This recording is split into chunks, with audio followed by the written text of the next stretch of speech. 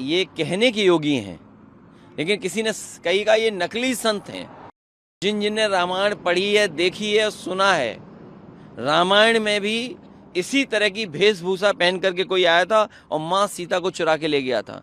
सावधान रहे ऐसे लोगों से जो पहनावा दूसरा पहन करके आते हैं। ये नकली संत लोग हैं जिन्होंने उत्तर प्रदेश को बर्बाद कर दिया हो। भारतीय जनता पार्टी जब सपा और बसपा से हार गई, उसके बाद से बाबा साहब भीमराव अम्बेडकर जी का ये सम्मान करने लगे।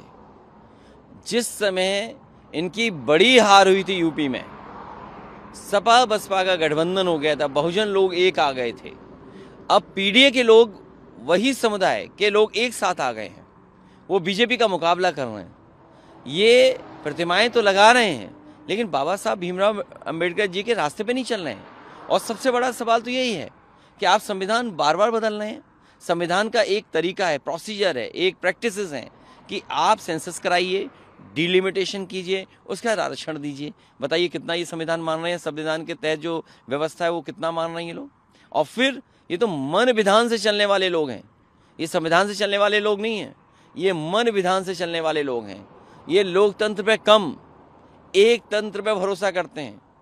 ये दूसरे की सुनना नहीं चाहते हैं, ये वन वे कहना चाहते हैं, केवल हमारी सुनो। तो इनसे क्या उम्मीद करोगे कि बाबा साहब भीमराव अम्बेडकर के आदर्शों पे चलेंगे? वहाँ पर ममता बनर्जी की ऐतिहासिक जीत होने जा रही है।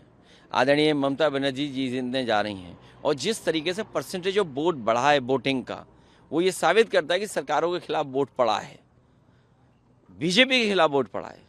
बीजेपी की जो हार होने जा रही है, जहाँ वोट पड़ चुका है, उसको छिपाने के लिए ये सब तंत्र और मंत्र और पूरा प्रशासन लगा रहे हैं। इलेक्शन कमीशन चुनाव लड़ रहा है, बीजेपी नहीं लड़ रही। बीजेपी पीछे है, इलेक्शन कमीशन को आगे कर दिया, ट्रांसफर, पोस्टिंग, हर तरह का दबाव। और क्या कह रहे हैं बीजेपी के लोग कि हिसाब किताब होगा, पाई पाई का हिसाब किताब होगा। यूपी का तो बताएं, यहाँ पर लूट मची हुई है, पूरा उत्तर प्रदेश लूट लिया, लेकिन प्रधानमंत्री जी नहीं यहाँ पर पाई पाई का हिसाब ले पा रहे हैं। सीएम कल वहाँ पे थे, उन्होंने उर्दू भाषा का जिक्र किया और कहा कि 2017 के बाद से ना आप कोई दंगा है, ना कोई माफिया है, आप सब चंगा है, अब सड़कों पे नमाज भी नहीं होती है। देखिए, ये कहने के योगी हैं, लेकिन किसी ने कही का ये नकली संत हैं। ये नकली संत हैं, पूरे देश को ये जानना चाहिए। और जिन जिनने रामायण पढ़ी है, देखी है, सुना है, रामायण में भी इसी तरह की वेशभूषा पहन करके कोई आया था और माँ सीता को चुरा के ले गया था। इसलिए बंगाल के लोगों को मैं कहना चाहता हूँ, रामायण को याद करें कि उसमें एक संत बन करके कोई आया था, उस सीता माँ को हरण कर लिया था। इसलिए सावधान रहे ऐसे लोगों से जो पहनावा दूसरा पहन करके आते हैं। ये नकली संत लोग हैं जिन्होंने उत्तर प्रदेश को बर्बाद कर दिया हो। भ्रष्टाचार चरम सीमा पर हो, बेरोजगारी चरम सीमा पर हो, इन्वेस्टमेंट आया ना हो। नोएडा जैसी सबसे प्रेस्टिजियस जगह जहाँ हर व्यक्ति इन्वेस्टमेंट करना चाहता है, वहाँ सोचिए दंगा करा दिया। दंगा नहीं, दंगा से भी बड़ी चीज़ करा दी। गाड़ियाँ जल गईं, तोड़ फोड़ हो गई, और पुलिस की हिम्मत नहीं हुई उस आंदोलन को रोकने। और क्या कहते हैं, विपक्ष के लोगों की साजिश है।